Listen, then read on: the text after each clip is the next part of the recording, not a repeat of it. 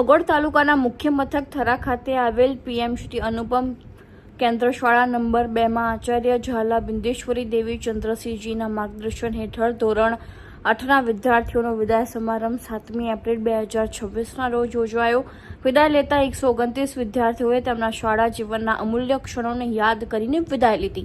વિદ્યાર્થીઓના ચહેરા પર એક તરફ આગળ વધવાનો ધનગનાટપૂર્વકનો ઉત્સાહ હતો તો બીજી તરફ શાળા છોડવાનો હળવો સંવેદનાત્મક સ્પર્શ જોતા આજે એક યાદગાર અને ભાવાત્મક દ્રશ્યો સર્જાયા।